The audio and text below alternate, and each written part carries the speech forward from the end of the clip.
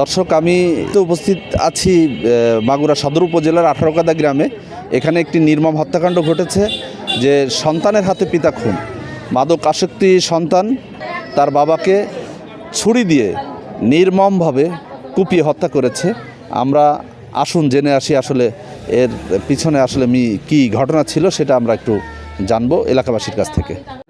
আমি জানতাম যে একটু মাদক সমস্যা ছিল, নেশা টেশা একটু করতো আর কি। নেশা করতো, আমার জানার মধ্যে আমি যেটুকু জানি সে খুব একটু নেশাবাদ করতো।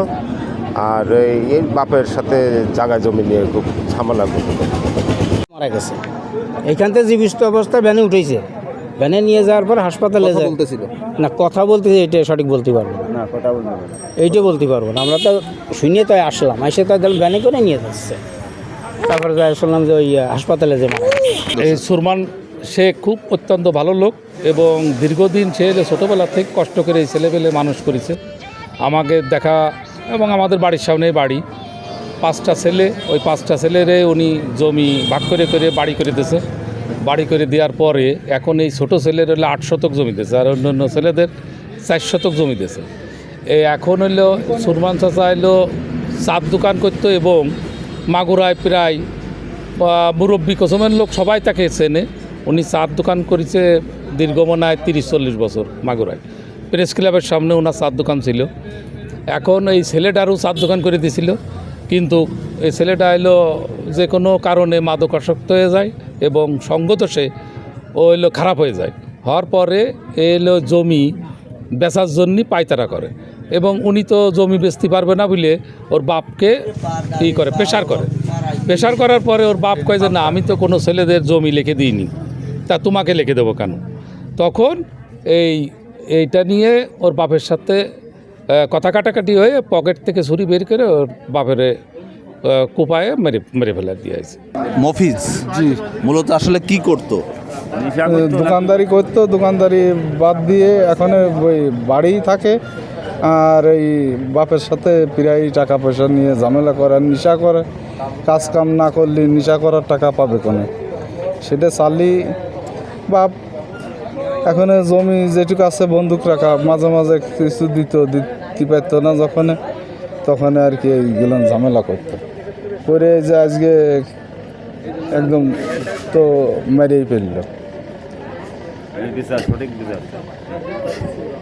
সঠিক বিচার না, ওর ফাঁসি মানে না মরা পর্যন্ত কর ছাড়া উচিত না।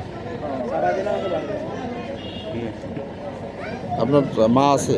মা মারা গেছে অনেক। আমার ভাই 5টা, আমি 4 নাম্বার, আর ও হলো ছোট।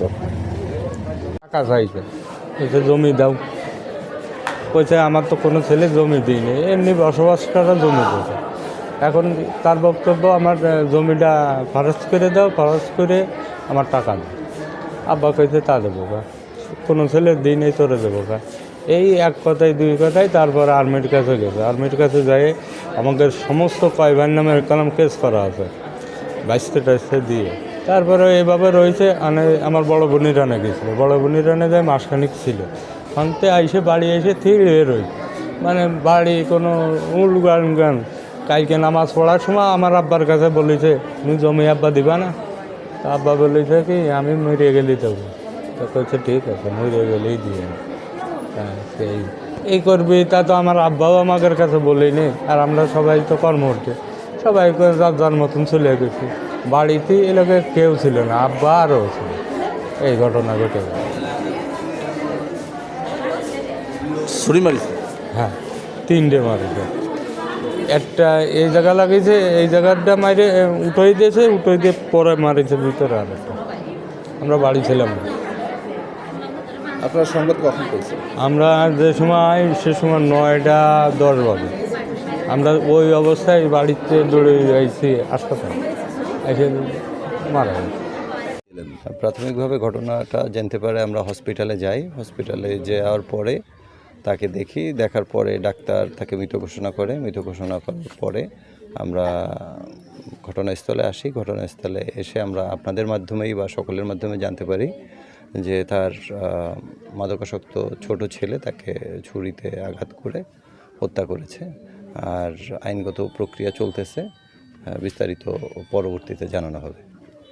এখন সর্বশেষ লাশ কি অবস্থায় আছে, কোথায় আছে? লাস্ট হসপিটাল মর্গে আছে, এতটুকুই। পোস্টমর্টম তো পরে হবে, আইনগত প্রসিডিওর আইনের গতিতে আগাবে আর কি। জি।